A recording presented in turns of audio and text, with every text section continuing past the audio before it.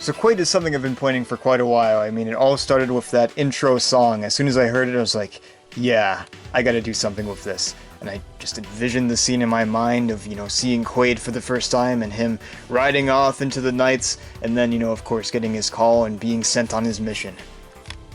This was a project that I really wanted to push myself with. I've made a bunch of videos over the years and everything, and of of various quality, and I really just wanted to make something that I could, kind of have some pride in and everything. And we haven't really ever made like a sort of like 80s type action movie on our channel before. We've made a few different action movies and stuff of various ideas and stuff, like this idea of like a supernatural action movie with Guy and the Devil and everything, and like the anthology stuff where it's all in black and white and it's much more like older styled and everything. But I was like, what, let's make something kind of flashy. It takes place in LA and is just soaked in this 80s feel and everything, and it's very pink as well. I mean, you gotta have the pink there. And yeah, like it was sort of like, it was as much like a practice in style as it was in storytelling too. I really wanted to dive in and get something that was much different than what we've made before. I really leaned heavily into the VHS type feel and everything. It was something I was experimenting on when I just first started filming. It wasn't even my original intention. My intention was always to like make it, bright and poppy and stuff like that, and once again, pink. But I was never really like certain of like, oh, what should I like add like any sort of like video effect or anything like that. So I took a overlay of VHS and I put that on the entire thing. I was like, you know what?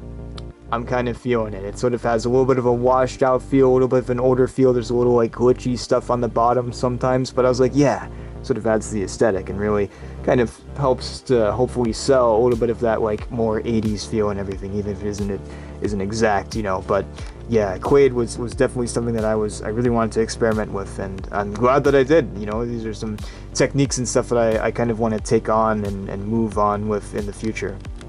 But it all started here. This is the original outline I've had for like literally a year. I had this idea, listening to the song, is like, yeah, all right, it's all coming to me and everything. Wanted to do something with a little bit of a twist, not just like a straight like, oh, this guy goes after this guy and that's it, but instead like sort of like this like moral conundrum of what if this guy is given $1 million and everything? And that's a lot of money that can change his life completely. But he sort of set down this path that's like, oh, but the moral thing would be to like let these guys go, even if they are terrorists, but they're sort of doing something for a good cause. So it's this weird sort of like twisty turny thing that sort of analyzes Quaid's character. Is he this guy that's going to sell his soul for $1 million, or is he willing to do the right thing even though it will cost him? And if we do any more in the future, maybe it'll cost him more than he thinks. But here's the original outline. Of course, it begins with this heist of a high-tech gadget and everything. The CEO, really wants someone to get it. And that, of course, is where we get introduced to our main character, Quaid. And then, obviously, we've got Découvre et moi as the opening on another job. I can barely read this.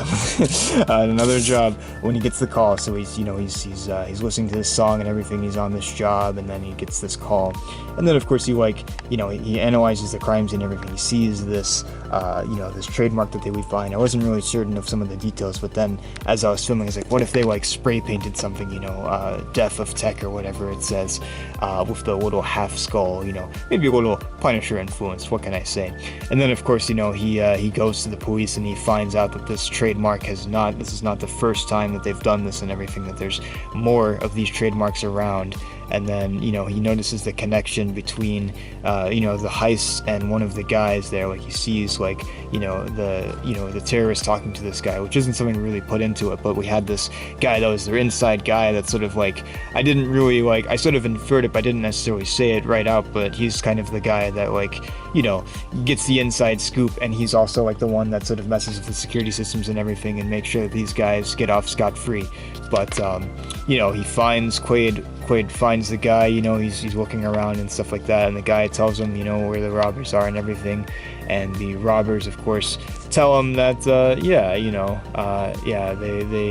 they get off free and everything, and he, destroys the device and everything, and it's sort of this ending of like Quaid becoming like, he starts off as a man on a mission, working for the money and everything like that, and he becomes more than that, and he realizes that, the right thing, money is no object when it's faced with the right thing. So yeah, so I thought it's kind of a fun story to do and everything, to mess around with a certain style and everything, and setting and whatnot, and I went for it, and it was sort of a process, like a lot of these videos, like it's very much a process of like figuring out things as it goes and everything. Like it was a pretty smooth process. I filmed this all like quite fast. I thought it was gonna take forever, but I was just really, I've been wanting to film this for a while. I've always like envisioned like certain scenes and moments in my head and stuff outside of just the outline, and I really wanted to make this, and I was a little nervous too. I was like, this is such a big thing. Like this could be like, like one of the biggest projects I've ever made. Not in length. That still goes to Done as Smoke, which is like 40 minutes long, which is insane. But as far as like something that I was experimenting with and everything, like this could have been like, this is one of my biggest projects in that regard. So I was just ready to sink my teeth into it, but at the same time still nervous. But here we are. We got it all done, so it feels nice. But things sort of changed along the way and stuff like that. Like I was sort of experimenting with how Quaid looked. Like he looks different in like a previous not Pirates, a previous VA Pyre show and everything. And I changed his look up and stuff like that, and wanted to make it look hopefully a little 80s and stuff. I even bought a car like. For a while, I sort of didn't really buy a lot of Lego sets. Like after Lego Indiana Jones, I hadn't really like picked up like any new Lego sets. But I was like, you know what, I gotta get a cool car. I've been using like this standard red car that he has even in the end of the movie, because I don't show it, but he steals another car because his other car is trashed. But yeah. Anyways. I even got a car for it. So, the budget of this project, I guess, is $10. That's how much the car costs. So there we go. It's one of my highest budget films, I guess. But anyways, though, so I really wanted to put a lot into it. I even designed like a little set and stuff too. His little motel or whatever and stuff that he hangs his hat on and everything in between missions. I wanted to put a little detail in there and stuff and make it feel a little bit lived in and everything. And of course, I used the same set for one of the terrorists too. I was like, you know what, it's fine. Like I can make it look a little different and everything, and I did. But yeah, I wanted to put a lot of detail into this, even. So much so as like I started listening to like a bunch of like 80s songs and stuff like that, and trying to find what else to put in there. I mean, obviously Découvrez-moi was the song that I always like envisioned, and it just sort of has this nice punch and feel to it that's just so exciting to me and everything, that I wanted to use that for the opening. But the rest of the songs I just sort of like figured out along the way. I was like, these songs are great and everything, and for the montage and stuff, I had to choose like something that really fit, something that like gets into that classic, like how 80s movies are with their montages. They're so fun. Like Rocky 4 is basically just a bunch of montages put together, but that's what's great about it. It just has so much energy and stuff like that. I wanted to sort of capture that feel and stuff, so I picked around and found the right songs and everything. And funny story, this was actually originally was for the longest time taking place in 1988, which I feel like if you set something later in a decade, it gives you an opportunity to get a fuller scope of music when it comes to music from that decade. I don't have to worry about like if I set it in like 1983, if something was in 1984, it's like, well, it's anachronistic. I mean, obviously, like, there's a lot of, like, it's not, like a perfect, like, recreation of the 80s, obviously. Like, the cars and stuff that you see in the background of videos as he's driving, it's like, well, that's probably not an 80s car, but it's fine. Like, they're barely in the video. But the funny thing is, I was like, all right, 1988, that seems like a good year. Découvrez-moi came out in 1987, so I was like, that's good. And then it turns out, I think it was Running Down a Dream, I was like, that came out in 1989, I was like, well, crap, I can't do it in 1988, or else it'd be like, how did he get access to the song so early? Who would have noticed? Probably no one, but I was like, you know what, I can't do that to Tom Petty, man. I gotta live up to it, so, yeah, so the things sort of changed along the way and stuff like that.